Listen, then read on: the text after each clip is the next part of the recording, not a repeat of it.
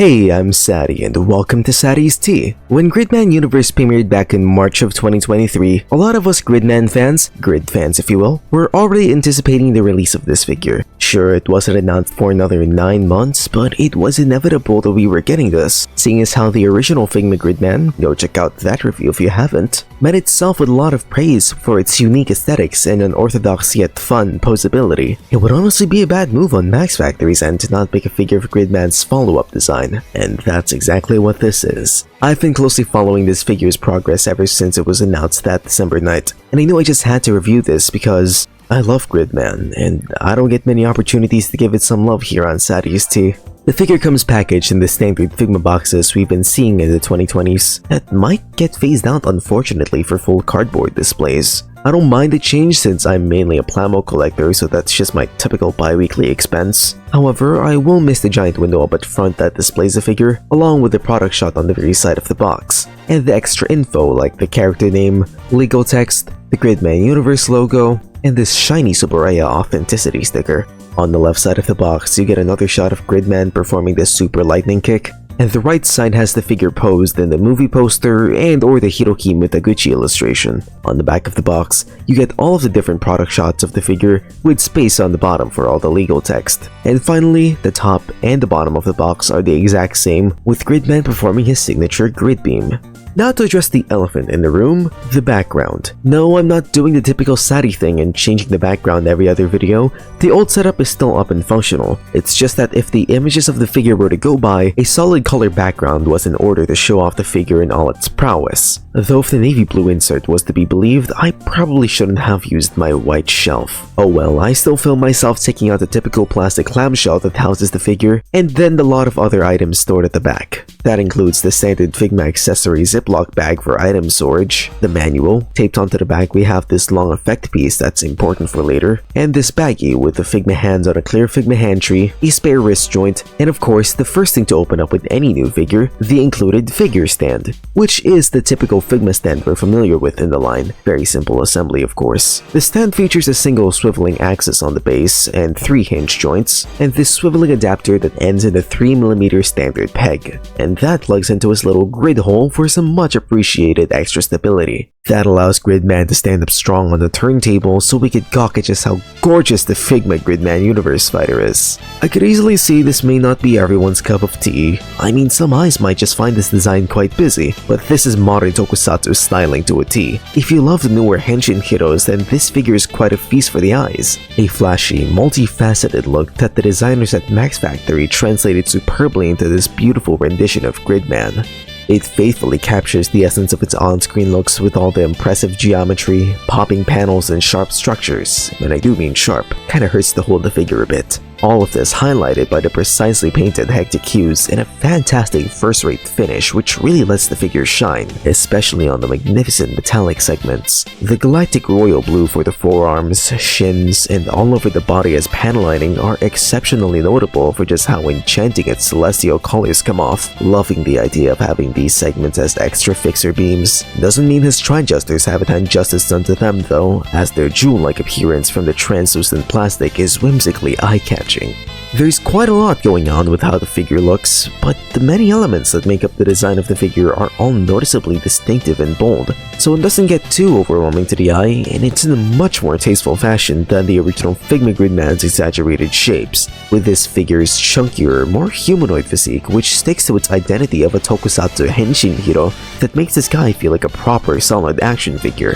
And that stylistic choice is most prominent on the head, which, granted, I too also think is a bit long and tall, but it still does look quite accurate to the official suit design and captures the character of Gridman pretty damn well, especially now that the eyes are much more of a prominent feature. And they're even painted in the same lustrous accent in gold all over the figure, which stands out against the deep sea blue colors really well. I will say though that the gold on the crown does kind of drown out this gem that's painted in a C2 green, both Code Geass and the drink. In general, there's a few little blotches to the aesthetics here and there like puck marks, mold lines, and some details that aren't fully painted in, but these are just very minute imperfections that don't disregard the decorative display and show-stopping presence of this cosmetically cosmic character. But if the Figma Gridman Primal Fighter was well known for anything, it'd be for its amazing articulation. to which this update fairly delivers in as well, if not for the bells and whistles getting in the way. The head joint is a ball joint, hinge, and peg combo, so it can look up this far and look down this far, slight tilt, and can move 360 if you work around the collar. Though if you look down, you can see that there's actually a figma joint placed on an extreme point of articulation. To explain what a figma joint is, it's essentially this, a swivel hinge swivel combo that's used on figma figures, which means that this one on the base of the neck can now look all the way down. It's absurd and I still very much love it. The shoulders are on a single joint butterfly peg that moves forward, and the arms use a ball joint, hinge, and peg combo. So that allows the arms to rotate a full 360, anything a ball joint can do. And with the help of this shoulder pad being on this assembly with an angled ball joint that's on a hinge, you can move out the shoulder pads and bring the arms out to around 90 degrees. And since the shoulder pad is connected through the peg of the shoulder joint, it can move forward and back a bit so that you can angle the shoulder pads in a much more natural position when posing. And of course that peg is also used for the bicep swivel. The elbows are on a figma joint so the top and bottom pegs can swivel, and the elbow can bend to around 90 degrees. The wrists also follow a similar assembly, which allows you to position the angle of the hinge however you please.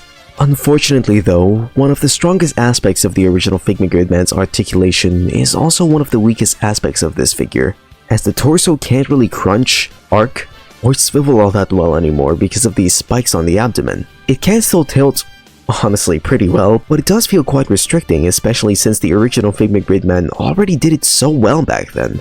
But this figure does have quite a step up in its own right. The hips are on a ball joint assembly that's actually normal.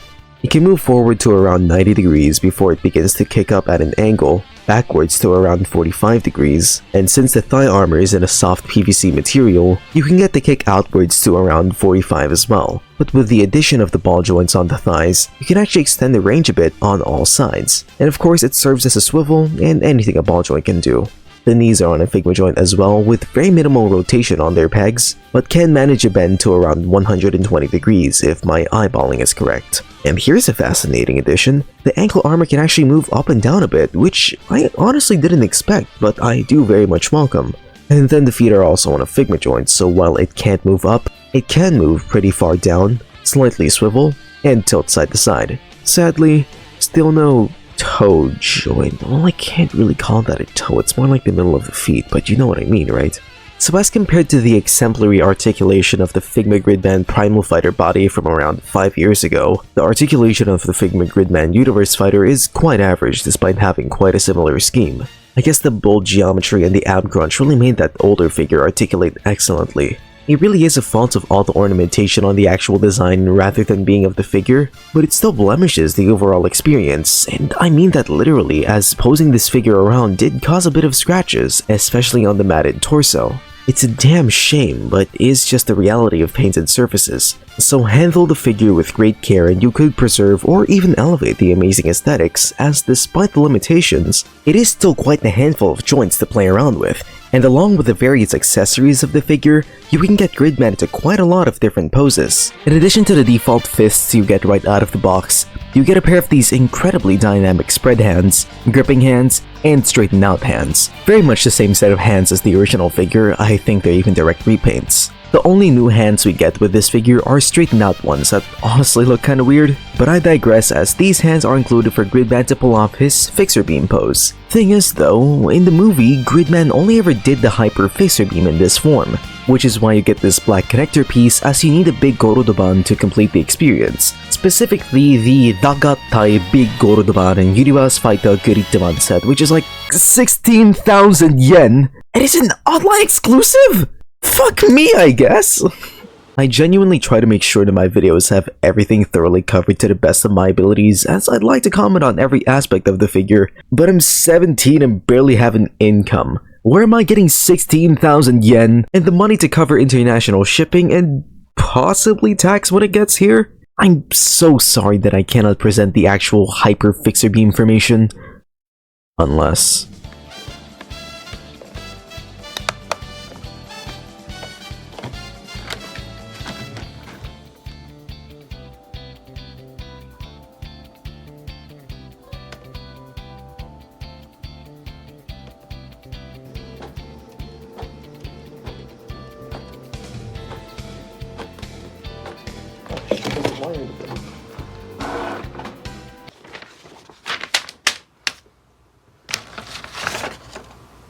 Wait. I could have just put this in post. Although, there is one last feature I can show you, and it's one that I've criticized the original figures for. On the forearms, you can actually remove the primal acceptor, and you can replace it with this other primal acceptor with a hole in it. These are both very tiny, don't lose them. And that hole in the acceptor can accept this grid beam effect part. Not the most accurate, as in the film it was actually pride instead of pansexual flag, but this is understandable from a manufacturing perspective and still does look wonderful all things considered. You're just like me for real.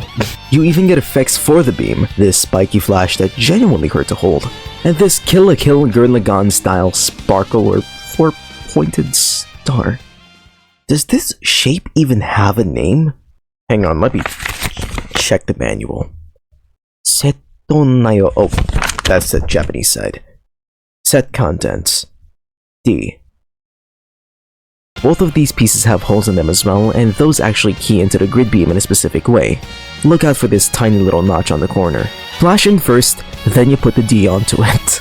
And that whole thing goes into the primal acceptor for the Gurito beam. It looks awesome, and it takes up so much shelf space and presence. This is one hell of a way to display your Universe Fighter Gridman, but it may weigh down a bit on the elbow joint over time, so I'd recommend actually using a spare stand to help out with the weight. Or if you wanted to, you could even use the included Figma stand for it, since Gridman can actually stand pretty damn well on his own. And while he's standing on his feet, we can now measure the height of the figure, which is around 15.5 centimeters to the top of the head, or 16.5 if you count the head fin. And with the addition of half a centimeter with the base, it's surprisingly the medium size of figures we take a look at here on Sadi's T, which is evident when you see him next to the Figma Styles female body Chiaki, one of my only other Gridman figures, the Furyu Takarada Rika, and the Sega PM figure Mamaho Osuki.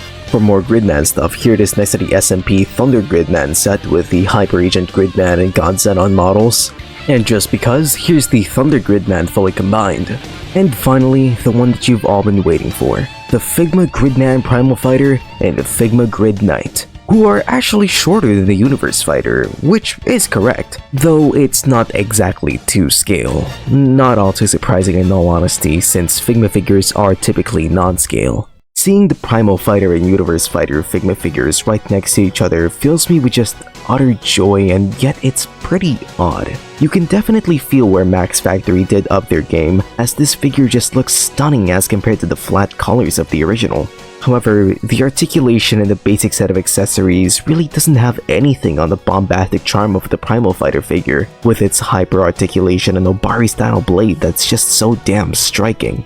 I can't blame the Universe Fighter though, as there really wasn't much that the movie provided as possible accessories besides the 16,000 yen bird, and the design really wasn't going to be kind for posability, and yet what we still ended up getting is an amazing figure, especially for its price. A bit steep, but to be fair, that's just collector money nowadays. It captured everything we needed from the Universe Fighter Gridman, and I recommend getting this if you're like me and loved Gridman Universe and his shiny new look from the film.